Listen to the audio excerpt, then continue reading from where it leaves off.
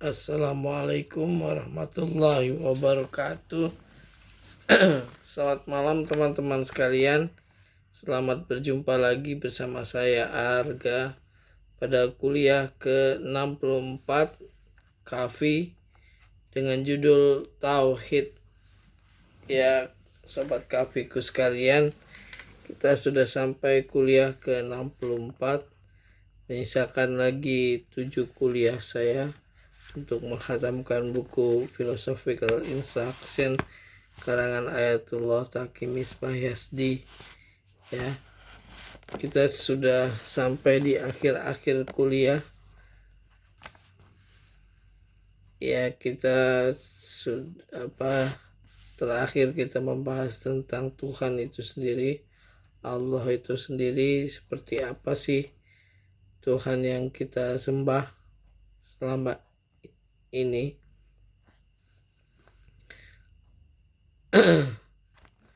Tauhid and the oneness of God Almighty have various sense in philosophy. In kalam, ya, kalam itu teologi, scholastic theology, and irfan, and the most important of the philosophical meaning as follows. Jadi intinya Islam adalah kita bertauhid, ya, mengesahkan Allah, mengesahkan Tuhan, ya. Jadi tauhid itu adalah tauhid in necessity of existence. This is no existence other than the sacred divine essence is essentially the necessary existence. Jadi Allah dengan sacred, dengan esensi yang ketuhanannya, ya, atau sifat-sifatnya, ya, Al-Malik, Al-Qudus, Al-Ghani, ya, dan sebagainya. Nah, pertanyaannya, zatnya itu beda nggak dengan sifatnya, ya? Zat Allah itu bagaimanapun dia tidak bisa terkomposisi daripada bagian-bagian, ya. Allah itu esa, ya. Itu artinya zat dan sifatnya berbeda, ya. Tauhid, ya, tauhid in the sense of simplicity and lack of composition. Artinya Allah itu tidak terdiri dari bagian-bagian, ya. Absence of composition of actual parts, ya, dia tidak terbagi dari bagian-bagian aktual, ya, aktual. Jadi kayak manusia, Allah itu punya tangan, punya kaki, punya mata, punya hidung, punya telinga. Tidak, Allah tidak seperti itu, ya. Allah itu satu, tunggal, esa, tidak terbagi bagian-bagian, ya. Absence of actual parts, ya,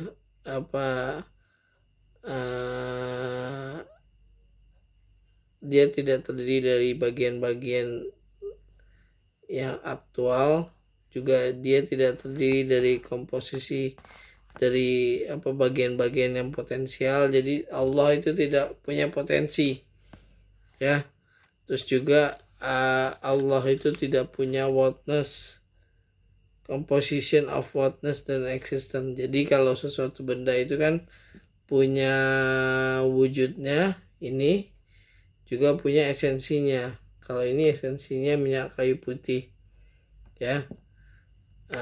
Allah terbebas daripada komposisi whatness and existence mahiyah dengan wujudnya, ya.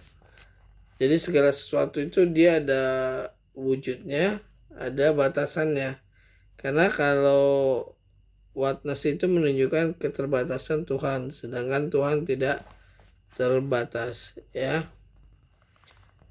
In Tauhid in the sense of negation of any difference between attribute and essence. That is, the attribute which are related to God are not like the attribute of material things, which are accidental and do not occur in his essence in technical terms as addition to essence, but rather their instance are the same as the secret divine essence. Jadi dia tidak terbagi dari para part-part, tidak. Jadi ya yang sifat-sifat itu ya Allah itu sendiri, dia tidak ya dia maha hidup, dia maha mendengar, maha mengampuni, maha besar, ya maha kaya, maha segalanya ya. Nah, ada juga tauhid being the creator and Lord, that is, God Almighty does not have partners in creation and management of the universe. Nah, Tuhan juga tidak berpartner ya, tidak bersekutu dalam penciptaan dan manajemen dan pengelolaan alam semesta. Nah, tauhid in true actuality, that is, every effect which emerges from an agent or cause ultimately can be traced back to God. Ya, jadi innalillahi wa inna ilaihi rajiun. Segala sesuatu datang dari Allah dan akan kembali kepada Allah. Ya.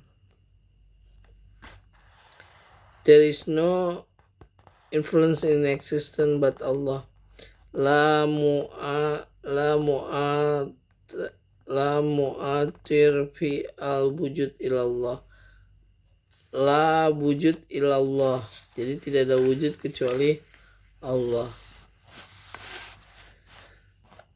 Tauhid in necessity of existence. Jadi Allah itu adalah zat yang tidak kita bisa bayangkan ketidakberadaannya ya dalam suatu tempat, juga dalam suatu waktu. Ya. Jadi kita tidak bisa membayangkan Allah itu tidak ada pada suatu tempat atau pada suatu waktu, bahwa dia selalu ada di dalam alam semesta ini. Ya.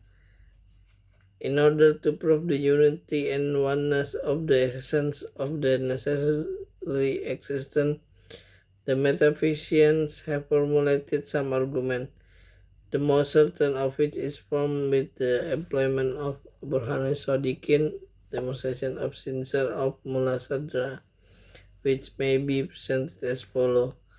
Existence has a level than which it is not possible for there to be any more perfect one. That is, it possesses a limitless perfection, and such an entity cannot be numerous. In technical terms, it possesses wahdat hakikiyah. The conclusion is that the existence of God the Supreme cannot be multiple. Jadi Mullah Sadar mengatakan bahwa wujud itu bergradasi ya. Wujud itu satu, dari yang paling tidak terbatas sampai yang paling terbatas ya. Ya, yang paling terbatas itu seperti ini kalau sudah ya, kayu putih ini kalau sudah dipakai hilang, dia habis, sudah tidak punya wujudnya lagi ya. Wujud itu bergradasi daripada yang harus mesti ada, yang tidak terbatas sampai yang paling terbatas ya. Seperti ini minyak kayu putih ini, sebentar aja saya pakai dia habis, hilang wujudnya. Ini yang paling terbatas ya, sampai yang paling tidak terbatas. Yang paling tidak terbatas itulah Allah Subhanahu wa taala ya. Necessity existence ya. Jadi Allah itu adalah zat yang kita tidak bisa bayangkan ketidakberadaannya ya. Dan juga kita harus menegasikan actual parts, bagian-bagian aktual di dalam dirinya. Oh, Tuhan punya mata, oh Tuhan punya telinga, oh Tuhan punya hidung, Tuhan punya tangan, Tuhan punya kaki. Nah, kalau ada yang itu hanya bentuk perumpamaan. Sebenarnya Tuhan tidak punya itu semua. Allah Maha mendengar tanpa telinga, Allah Maha melihat tanpa mata, Allah Maha mencium tanpa hidung, Allah Allah Maha segalanya ya, tanpa actual parts, bagian-bagiannya, tanpa bagian-bagian aktualnya ya, seperti seperti motor ya. Motor itu kan punya stang, punya jok, punya karburator ya. Nah, itu adalah bagian-bagian daripada motor. Nah, kalau motor tanpa stang maka dia tidak bisa disebut motor. Motor tanpa karburator maka dia tidak bisa jalan. Nah, itulah yang saya maksud actual parts. Jadi Tuhan tidak seperti motor ya. Tuhan tidak terdiri daripada bagian-bagian, karena Tuhan itu adalah satu utuh ya, tidak terdiri dari bagian-bagian. Ya, kita harus menegasikan actual parts.